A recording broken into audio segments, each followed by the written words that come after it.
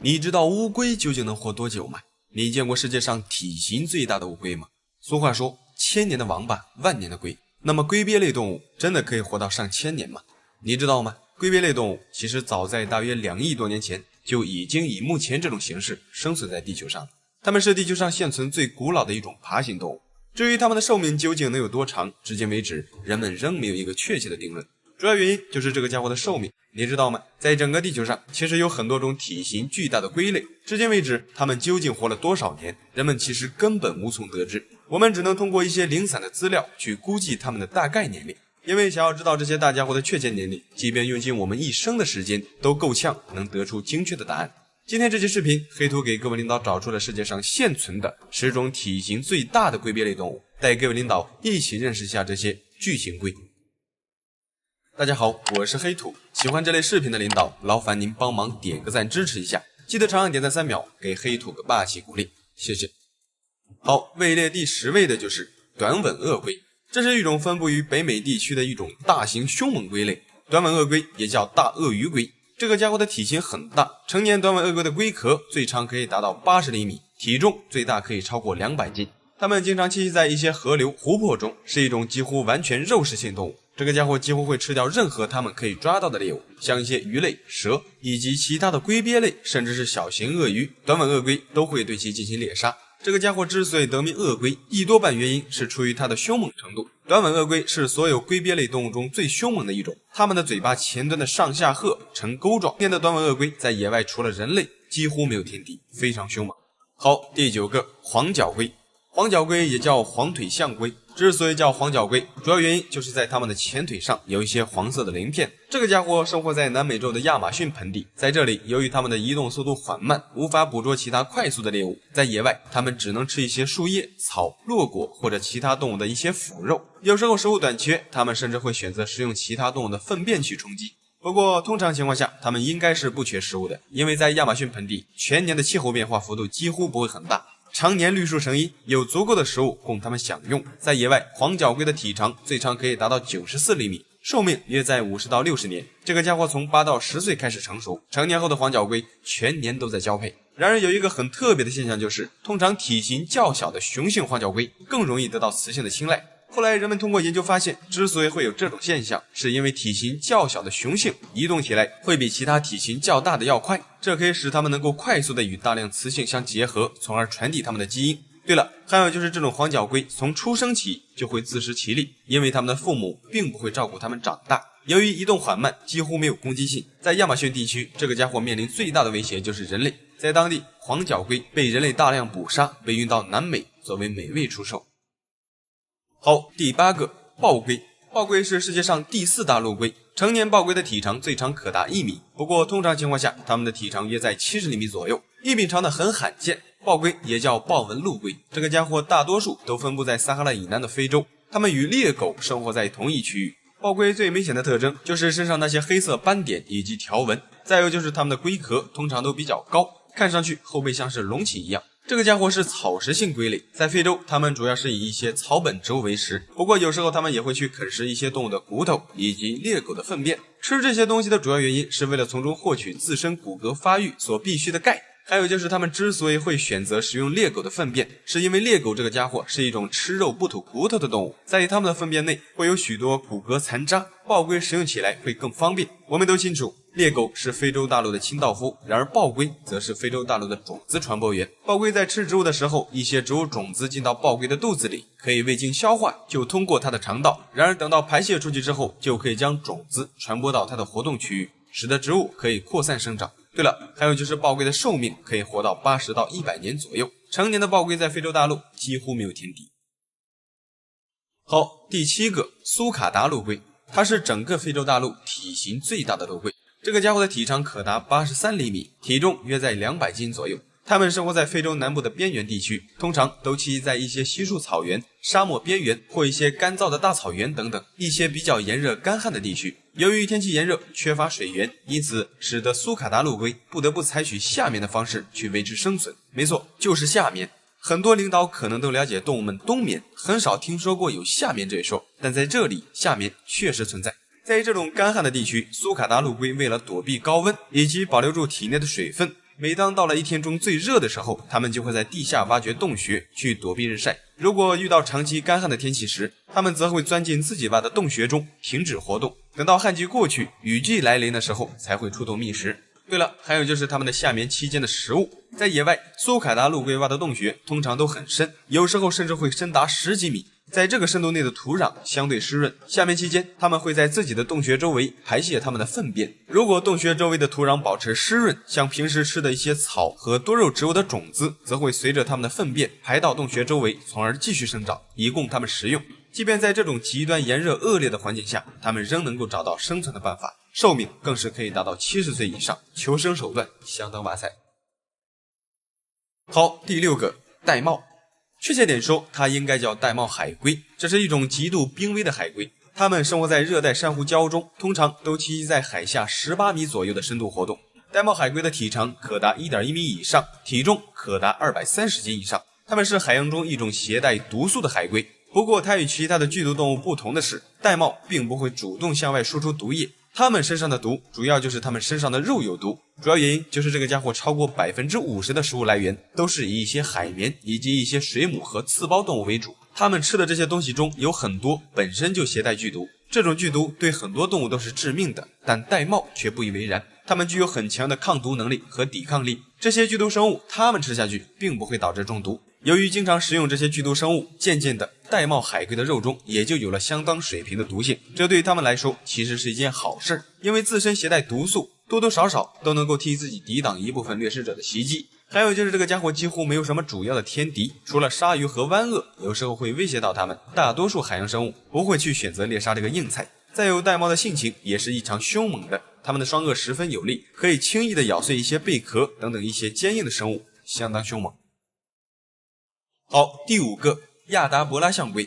它是陆地上体型最大的陆龟之一，成年亚达伯拉象龟的平均体长都在 1.2 米以上，体重可达500斤。它们大部分都生活在塞舌尔的亚达伯拉环礁岛屿上，这座岛受到保护，整座岛就是亚达伯拉象龟的家园。你知道吗？在这里大约生活着10万多只亚达伯拉象龟，它们是世界上最大的动物种群，当然也是这座岛屿上体型最大的动物之一。这些大家伙每天在岛上的一些开阔的草原上聚集，天气炎热的时候，他们会群体移动到一些阴凉的地方躲避烈日。到了晚上，他们可以毫无防备的想睡就睡，除了自己的同类，几乎没有其他动物干扰他们。对于这些大家伙来说，这里就是天堂，有了舒适的生活环境，就可以安心的研究长寿的秘诀。人们通过研究发现，一些个别的亚达伯拉象龟的寿命可能已经超过了200岁，但这很难证实，因为这个家伙的寿命通常都要比观察他们寿命的人类要长得多，科学家们几乎不可能耗得过他们，所以他们究竟能活多少年，至今我们仍未得知。好，第4个，加拉帕戈斯象龟。它是地球上目前人类已知现存体型最大的陆龟物种，这个家伙的平均体长都在 1.2 米以上，体重可达700斤以上。它们仅分布于南美洲的加拉帕戈斯群岛，然而加拉帕戈斯群岛共有14个岛屿，由于每座岛屿上的生态环境都各有差异，所以导致各个岛上的加拉帕戈斯象龟形态不一，因此人们把这些个大家伙分为14个不同的亚种，总之统称加拉帕戈斯象龟。这个大家伙看上去虽然比较威猛，但其实是一个相当笨重的龟类。加拉帕戈斯象龟一天需要花掉8到9个小时的时间去觅食，大多数都在清晨开始出发，到了傍晚休息。在这期间，它们每小时只能够移动260米，行动非常缓慢。这个家伙是食草动物，它们主要以一些仙人掌、树叶以及一些浆果为主食。由于它们的食物含大量水分，因此它们可以在没有水或没有食物的情况下存活超过6个月，甚至长达1年的时间不进食。对了，还有就是它们的寿命，据人们估计可达200岁，具体的同上面一样，无从得知。好，第3个，绿海龟。它是海龟中体型最大的硬壳海龟之一，这个家伙的体长可达 1.5 米，体重最重可达600斤以上。它们遍布全世界的热带和亚热带海洋。绿海龟与大多数的海龟一样，属于杂食性动物。幼年的绿海龟通常是肉食性的，但随着年龄的增长，成年后的绿海龟渐渐的就会转换成草食性动物。之所以叫绿海龟，是因为这个家伙的生长速度相对较慢，主要原因就是因为它们缺少营养。由于长期食用海草和藻类为食，身体的脂肪逐渐就会透露出绿色，因此得名绿海龟。对了，还有就是它们的天敌，难以想象，经常杀死这个大家伙的并不是凶猛的鲨鱼，而是一些体型较小的寄生虫。在绿海龟的身上有很多种寄生虫，比如藤壶、水蛭、挑虫和线虫。这些寄生虫会导致绿海龟的肝脏和肠道感染，从而使绿海龟有致命的危险，非常可怕。好，第二个，蜥龟。蜥龟也叫红海龟，它是世界上体型最大的硬壳海龟。成年的红海龟体长可达2米以上，体重最重可达1000斤以上。它们与绿海龟一样，分布于世界各地。这个大家伙一生中的大部分时间都生活在开阔的海洋和沿海浅水区，几乎很少上岸。但即便一直隐藏在水下，也无法躲避人类的捕杀。目的就是为了猎取它们身上的肉以及它们产下的蛋。至今为止，世界上很多地方仍有很多人在食用红海龟的肉和蛋。特别是在墨西哥，海龟蛋在这里是一种很普遍的食物，并且很受当地人的喜爱。由于人类对其进行肆无忌惮的捕杀，导致这个遍布世界大部分海域的大家伙最终也被列为易危物种。不过庆幸的是，目前世界上很多地方已经将它们列为受威胁物种，并对其进行保护。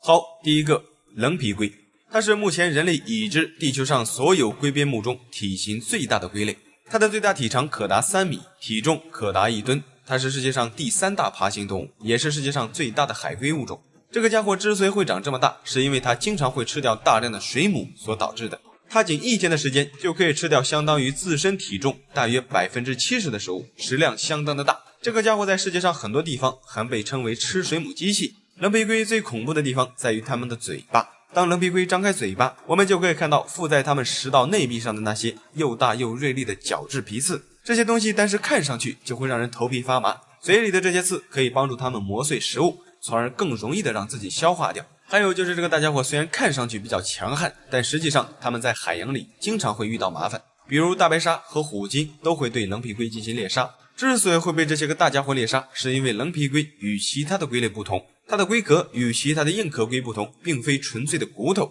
棱皮龟的龟壳硬度较弱，看上去像是一种柔软的皮革。也正是因此，大白鲨以及虎鲸这些捕食者完全可以咬得动棱皮龟的龟壳，因此这个大家伙时不时的就会遭到大白鲨的袭击。还有就是由于其生活在一些较深的水域，人们想要深入了解的难度相对较大，以至于它们的寿命究竟有多长，至今为止人类仍未得知。据估计应该超过了100年。好了，这期视频就到这里了，觉得还不错的领导记得帮黑图点个赞，谢谢。埃博拉病毒究竟有多可怕？你知道世界上最致命的病毒都有哪些吗？你以为天花就是世界上最可怕的病毒了吗？你知道吗？只要有生命的地方就会有病毒存在。病毒是一种非常小的微生物，我们用肉眼几乎看不到它们，但这些致命的生物却真真切切地存在于我们的地球上。在全世界，病毒的种类有很多，有些可以让我们生病，有些可以直接要了我们的命。相信很多领导都领略过新冠病毒的可怕之处，但我要告诉你的是，地球上还有一些病毒要比新冠病毒恐怖上百倍。最可怕的一个，人体一旦感染，基本上必死无疑。本期视频，黑土就带各位领导一起了解一下地球上致死率最高的10种病毒。大家好，我是黑土，喜欢这类视频的领导，劳烦你帮忙点个赞支持一下，谢谢。好，第10个，中东呼吸综合征。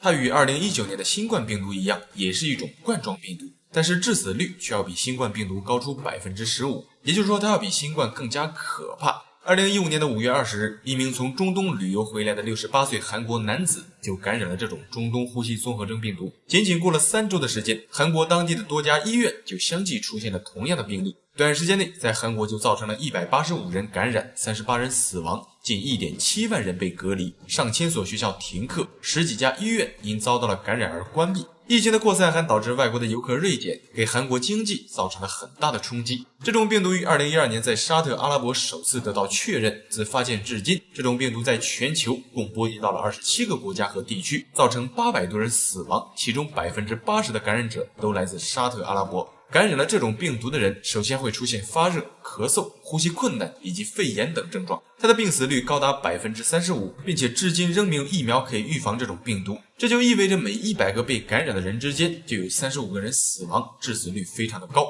据研究表明，生活在中东地区的丹峰骆驼很有可能就是这种病毒的感染源。第9个，汉坦病毒。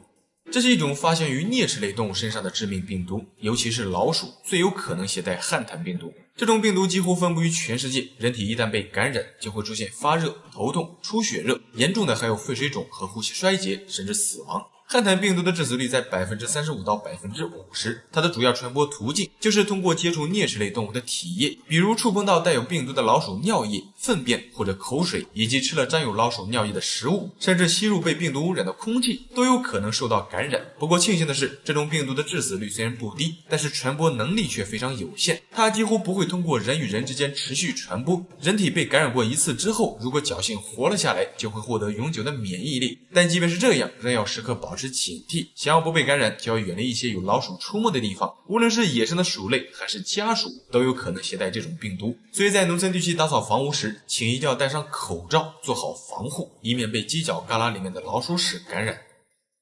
第8个，甲型 H5N1 流感病毒。H5N1 流感病毒其实就是我们俗称的禽流感。H5N1 病毒是禽流感里致病性最高的一个亚型，这种病毒起源于家禽和野生的鸟类，可以通过接触受感染的动物或者污染的环境而传播给人类。人体被感染后会出现高烧、咳嗽、呼吸困难等症状，严重的可能会丧命。这种病毒的病死率很高，据世界卫生组织统计，从2003年到2023年，在全世界范围内共有882人感染过这种病毒，其中610个人因此死亡。它的病死率高达 50% 以上，几乎是新冠病毒的20倍。另外就是禽流感这种病毒主要针对的是鸟类，比如鸡、鸭、鹅和一些野生的鸟类。它对于人类来说传染性并不是很强，只有当我们接触到带有病毒的鸡或者鸟类粪便时才有可能被感染。但即便是这样，仍不可掉以轻心。要知道，这种病毒对人类来说虽然传染力不强，但是致死率却很高，一旦被感染，死亡率高达 50%， 非常危险。第7个，B 病毒。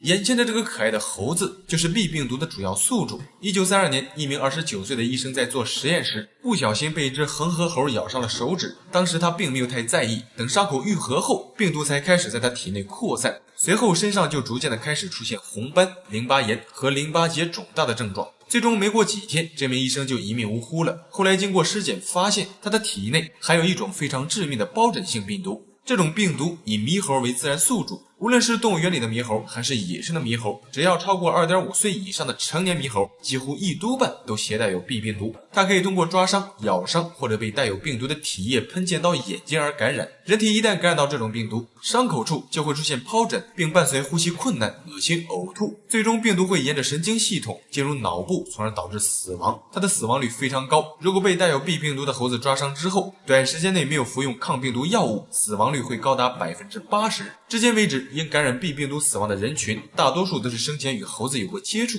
所以以后遇到猴子千万不能掉以轻心，一旦被带有 B 病毒的猴子抓伤是非常危险的。第6个，马尔堡病毒。这是一种高度致命的出血热病毒，它与埃博拉病毒同属一科，传播方式也是通过体液传播。人体一旦感染了马尔堡病毒，就会导致全身出血而亡，死相相当恐怖。这种病毒的死亡率高达 88%， 并且至今为止仍没有特效药物可以治疗。人体一旦遭到感染，死亡率会非常的高。这种病毒是在1967年首次被发现，当时在德国的马尔堡，有人因接触到了来自非洲的一种名为绿猴的猴子之后，身体就开始发烧、恶心、呕吐，8-9天之后身体就开始大量出血，最终因器官衰竭而亡。后经过研究发现，这种病毒并非只通过猴子感染，生活在阴暗洞穴内的蝙蝠也有可能携带马尔堡病毒，特别是埃及的果蝠，这个家伙的体内携带有很多种病毒，马尔堡病毒只是其中之一，非常可怕。第5个，艾滋病毒。艾滋病毒相信很多人都比较熟悉，它的全名为人类免疫缺陷病毒。人体一旦遭到艾滋病毒感染，就会丧失免疫力，这种病毒会攻击并逐渐破坏我们的免疫系统，直到人体完全丧失所有的免疫力，最终因器官衰竭而亡。更可怕的是，这种病毒在进入人体后，前期可能并不会出现特别严重的症状，它的潜伏期长达6到8年，在这个期间内，很多人根本就意识不到自己已经被感染，直到发生病变之后才发现为时已晚。自1981年的6月5日，人类首次发现艾滋病毒之后，直到今天，在全世界已经有超过8000多万人被感染，4000多万人死亡。这种可怕病毒的传播途径也非常广泛，最常见的就是性传播和血液传播，以及母婴传播。所谓母婴传播，主要就是指母乳，婴儿如果吃了患有艾滋病毒的母乳，也会感染艾滋病毒，非常可怕。第4个，埃博拉病毒。它可能是迄今为止人类发现的最可怕的一种致命性病毒。这种病毒十分罕见，致死率极强，它被世界卫生组织列为世界上最高级别的病毒之一，比艾滋病毒要可怕得多。人体一旦感染埃博拉病毒，以目前的医学治疗速度，基本上很难赶上病毒攻击人体的速度，它的病死率高达 90%， 非常可怕。1976年，埃博拉病毒首次出现在非洲刚果北部，短时间内病毒就蔓延至附近的55个村庄，导致上百人死亡。遭到感染的人首先会出现高烧、头痛、咽喉痛，之后病毒就会外溢，导致人体内外出血，血液凝固，坏死的血液很快便会遍及全身的各个器官，感染者最终会出现七窍出血的恐怖症状，用不了多长时间就会一命呜呼。用一位医生的话来说，感染上埃博拉的人会在你面前融化成一滩血水，非常可怕。埃博拉病毒具有高度的传染性，它可以通过接触血液、唾液、尿液以及粪便传播。更为可怕的是，这种病毒至今为止人们仍没有攻克，它的真实身份到了今天仍是一个不解之谜。没有人知道埃博拉病毒在每次大爆发后会潜伏在什么地方，也没有人知道第一个感染者究竟是怎么染上这种病毒的。正是因此，使得埃博拉病毒成为了人类有史以来遇到的最可怕的病毒之一。因为人类一旦感染，没有注射疫苗，也没有办法治疗，非常可怕。第三个，天花病毒。天花病毒是世界上最古老也是死亡率最高的一种传染病。这种病毒早在3000到4000年前就已经开始在地球上蔓延，但是在20世纪，全世界就有多达3亿人被天花夺去生命。它曾是地球上传染性最强的一种病毒，也是杀死人类最多的病毒之一。到了今天，之所以我们很少再见到天花病毒，是因为这种病毒早在1977年就被人类彻底消灭了，因此天花也是唯一一种被人类消灭的病毒。很久之前，感染了天花的人死亡率非常的高。这种病毒可以导致高烧、皮疹，最明显的就是全身上下都长满了密密麻麻的脓包，非常恶心。它主要通过空气传播。天花病毒繁殖速度快，传播速度惊人，在疫苗没有出现之前，感染了天花的人只能听天由命。第二个，狂犬病。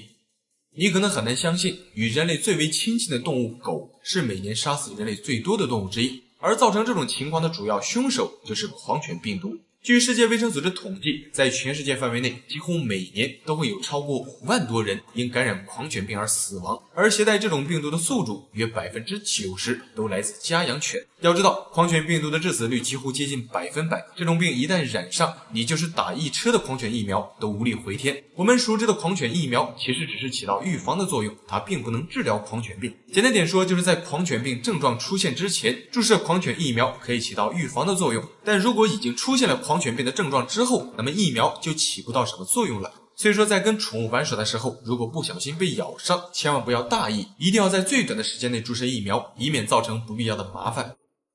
第一个，软病毒。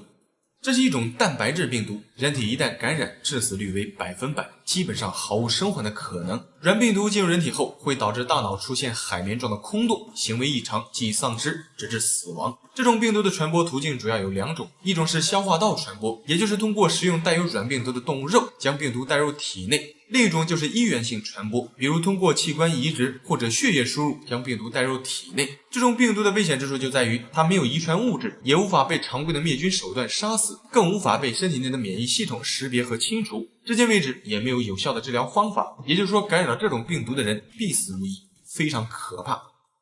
好了，本期视频就到这里了，觉得还不错的领导记得把黑图点个赞，谢谢。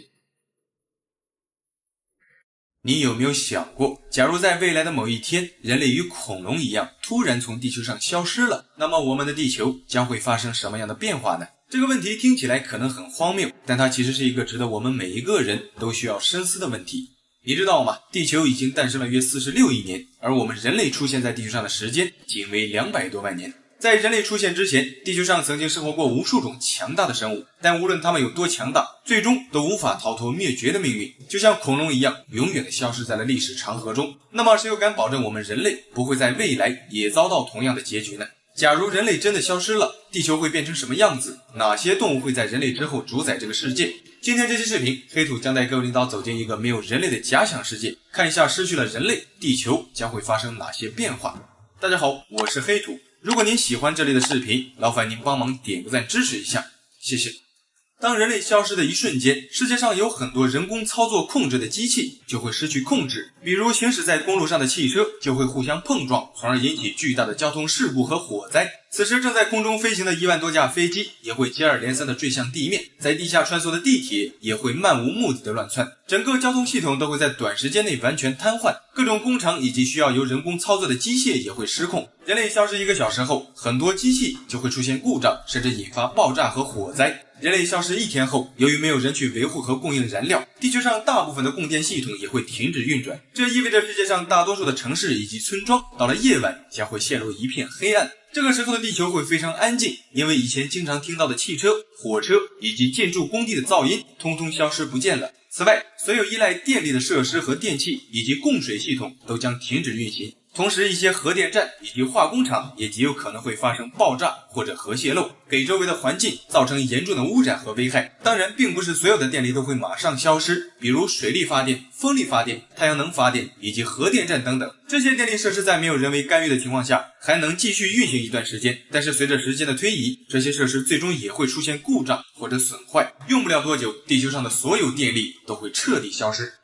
人类消失7天后，市面上的所有食物将会逐渐的开始腐烂，无人维护的核电站反应堆也会因为缺少电力而失去控制，从而发生爆炸或者泄漏。人类消失10天后，地球上的大多数动物都会开始适应没有人类的环境。动物园里的狮子跟老虎这些野兽，由于没有了电网的束缚，它们会趁机逃出动物园，回归野外。而被人类圈养的牲畜以及宠物，由于被关在笼子里，又没有人给它们提供食物，可能会大批量的死亡。一些家犬和宠物猫由于过度饥饿，也会选择走出家门，去往野外寻找求生之道。在这个过程中，大多数的狗可能都会死去，因为它们多年来一直处于被圈养的状态下，已经失去了野性。一旦失去了人类的保护，它们很有可能会被老虎以及野狼这些野兽吃掉。即便没有遭到这些野兽的攻击，大部分的狗也会因为找不到食物而饿死。但是猫就不一样了，你可能很难相信，猫这种动物其实从来就没有被人类完全驯化，无论是什么品种的猫，多多少少都会保留着一些野性。即便是失去了人类的喂养，大多数的猫也能够在短时间内恢复到野生的状态。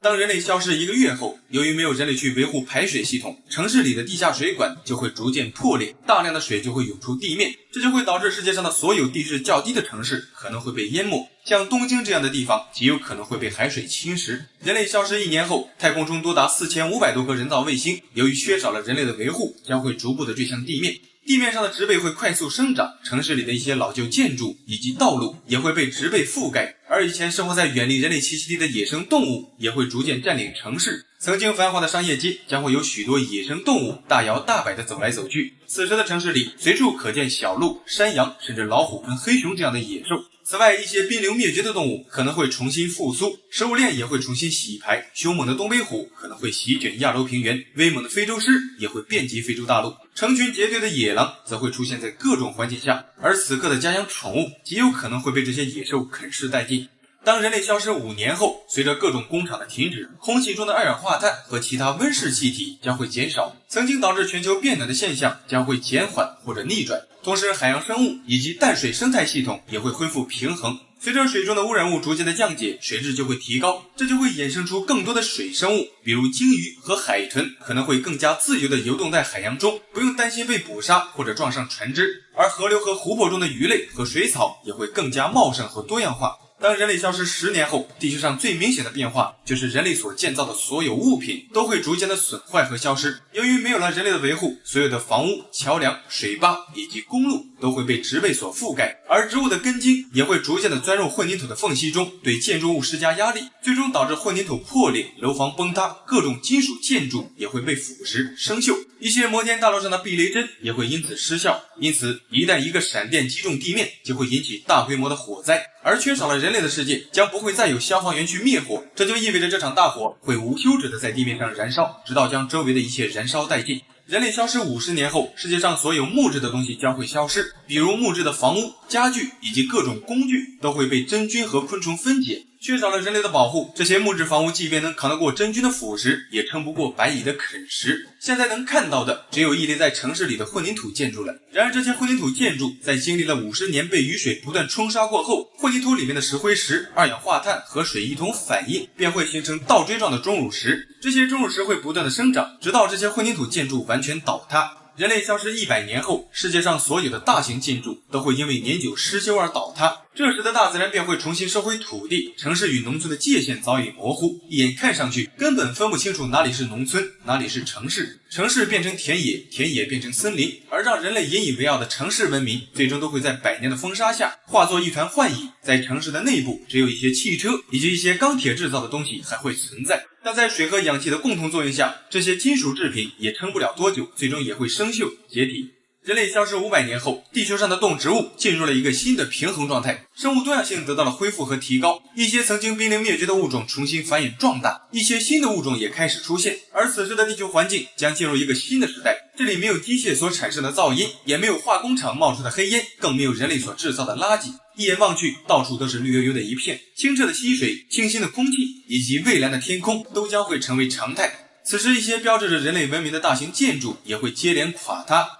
人类消失1000年后，地球上几乎已经找不到任何人类存在过的证据了。所有的人造建筑物都已经被自然侵蚀或覆盖，而此时唯一能留下来的人类物品就是塑料垃圾。这些东西短时间内无法生物降解，它不会受到细菌和消化酶的侵蚀。人类消失1万年后，地球的气候发生了剧烈变化，新的冰河时期到来了，巨大的冰川缓慢地摧毁了人类存在过的所有痕迹，特别是热带雨林和沙漠中原先的文明遗迹都将荡然无存。地球上只有极少数的动植物能够在寒冷和干旱中生存下来，许多关于人类的历史和记忆可能会彻底消失，没有任何证据能够证明人类曾经存在并且主导过这个世界。总之，人类如果消失之后，地球会发生翻天覆地的变化，无论从环境还是动植物都会向着好的方向发展。缺少了人类，地球依旧照常运转，地球上的生物也会更好的繁衍下去。这就是人类消失后的世界，一个既美丽又残酷的世界。我们不知道这天是否真的会到来，也不知道我们能否阻止它的到来。现在我们唯一能做到的就是珍惜现在我们所拥有的一切，尊重与我们与之共存的一切，保护我们赖以生存的一切。因为我们只有一个地球，永远要记住，地球可以没有人类，但是人类